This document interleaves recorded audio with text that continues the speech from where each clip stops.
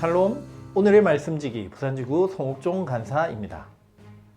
요즘처럼 한치 앞의 상황도 가늠할 수 없는 시기에 우리가 의지해야 할 유일한 분이신 하나님의 말씀을 묵상하며 하나님의 인도하심을 따라 한 걸음 한 걸음 나아가는 우리의 삶이 되기를 기도합니다.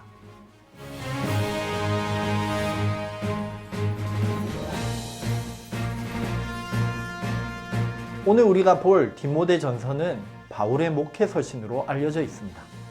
교회라는 공동체가 그리스도 안에서 아름다운 공동체로 성장해 가기 위한 바울의 당부가 담긴 편지입니다.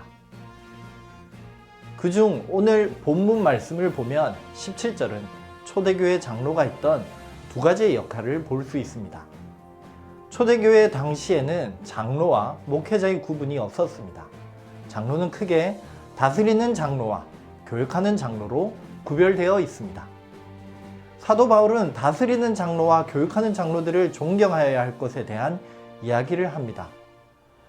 초대교회는 예수님의 복음으로 인해 교회가 만들어져 가는 과정이었기에 수많은 문제거리가 있었습니다. 그중 사역에 전념하는 장로들이 수고한 것에 대한 충분한 보상을 받지 못하는 문제를 보고 갈등이 있었던 것 같습니다. 사도 바울은 18절에 신명기 25장 4절의 말씀과 누가복음 10장 7절의 말씀을 인용하여 수고하는 일꾼이 충분한 보상을 받는 것은 마땅하다는 사실을 말씀에 근거하여 이야기하고 있습니다. 19절에는 장로의 잘못에 대한 고발은 한 사람에 의해서 이루어지는 것이 아니라 두세 증인에 의해서 이루어져야 하며 억울한 사람이 없어야 함을 이야기하고 있습니다. 그리고 잘못이 밝혀졌을 경우에는 모든 사람 앞에서 꾸짖어 나머지 사람들도 두려워하게 하여 공동체가 깨어지지 않게 만들어야 할 것을 이야기하고 있습니다. 오늘 본문 말씀을 보면서 말씀의 핵심 묵상 구절을 21절, 22절로 뽑아보았습니다. 너는 편견이 없이 이것들을 지켜 아무 일에도 불공평하게 하지 말며 아무에게나 경솔히 안수하지 말고 다른 사람의 죄에 간섭하지 말며 내 자신을 지켜 정결하게 하라. 사도 바울은 영적인 그의 아들 디모데에게 목회 서신을 통해 이야기해주고 싶었던 것이 있었습니다.